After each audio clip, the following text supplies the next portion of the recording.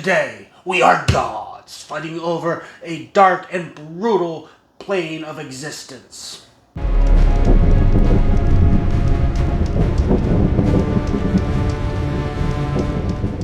Welcome to Tabletop Gaming Guild. Tabletop Gaming Guild is all about the experience and memories that playing tabletop games with friends and family can create. Today, we're looking at Feralis, designed by Luca Vincentore, Nestor Mengone, and Gildo Di Martino, and published by Deer Games. Feralis is a head-to-head card game with a deck-building element that can be played 1v1 or 2v2. Typically, I'm not a huge fan of the head-to-head card games. There have been a few exceptions of ones that I've liked, like Netrunner or Keyforge, but let's see if this game is one of those exceptions. Each player will have a Azir, which is their leader, that'll give them catalysts, divine skills, and a special ability. Each player will build a deck of 20 cards from the factions they have in their collection. Each card has a call and awaken side, and special abilities. There are a lot of iconography and keywords in this, so you have to go through the rulebook and learn what everything means. If you're playing multiple games, you can form a sidebar of 5 cards that you can swap out from game to game. You also get to pick from a variety of divine skills, which are unique powers that are restricted by your player character. Cooldowns are tracked on the board, but if you don't have the board, you can use the dice instead. The game phase consists of the development phase, loading phase, main phase, attack phase, and draw phase. During the development phase, you will take down all timers. So normally these divine skills would slide down one step. Any cards you have prepped would be getting ready to come out. Next is the loading phase, which you're going to be deciding which tokens you want to make available for this round. If you haven't locked it in during the loading phase, it is not available at all this round. Then you can get into the main phase of the game, where you're going to be able to take one card from your hand and add it to incubation. You must immediately decide whether it is played in the called or awakened state. If a called creature is killed, it goes back into the incubation phase in the awakened state and can come back out again. If an awakened creature is killed, it goes in your graveyard. So basically, putting a card in as a called card means you may be able to keep that card for longer. Once you've chosen cards to incubate, you will assign dice with the correct number of pips to match their incubation time. This is going to be visible to other players, and as well as they can see which side is up on the reverse side of the card, so you can see if it's a call or a awakened.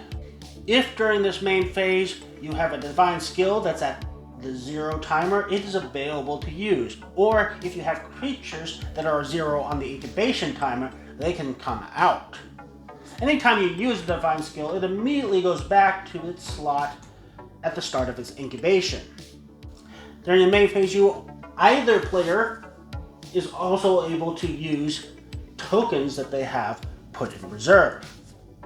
There are 2 types of tokens. There's the Defender token that can be put on a creature if it comes out of incubation.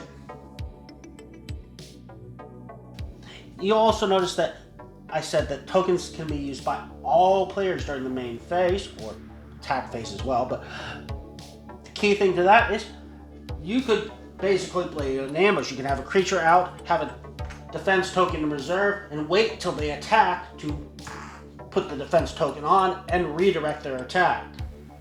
The other token you may have is the Catalyst token. If you use this, essentially reduces the cooldown. So if I use this on this fine skill, I can reduce it to 0 because there's a 4 on this Catalyst, but this is out of the game. Because this is now on the 0 spot, it's immediately available to use. When you attack, you may either target a creature or the player themselves, unless they have a defender out, in which case you must eliminate the defender before you're able to attack anything else. When you attack, you can first compare the speed of the two creatures. The creature with the fastest speed will attack first, doing damage, and if the other creature survives, then it retaliates with its own damage. Certain creatures will have special types. That means they receive half damage unless your attack matches that attack type. If your attack can hit the Azir, or otherwise the other player, and reduce their health to 0, the game ends. Person surviving is the winner. If there's no winner at the end of the attack phase, you then go into the draw phase, where the active player just draws one card into their hand. As for my thoughts on Feralis, the art is really well done. I think it's a really nice looking game if you like this style of art. I found the combination of incubation timers and catalysts to speed up those incubation timers really put a lot of an interesting twist on the game and made timing a very important element to this game. It definitely reduced that feeling you get with some of these games of this type where, oh, I don't have the resources, so I just really can't do anything. If you can't do anything, it's because you didn't time things well, or you wasted your catalysts and didn't use them at optimal times. So while some people might not like being able to have 3 copies of each card in the deck, that definitely reduces that feeling of, well, luck just meant I can't get the specific card I need. Overall, I felt it was really interesting, but the dice cooldown and the sliding the cards for the cooldown felt a little inelegant and made the game feel a little more mechanical. And while the standees were both functional and aesthetically pleasing, I was constantly worried about damaging the cards trying to slip them in. They didn't fit that well, and I believe that sleeving these would just make that worse.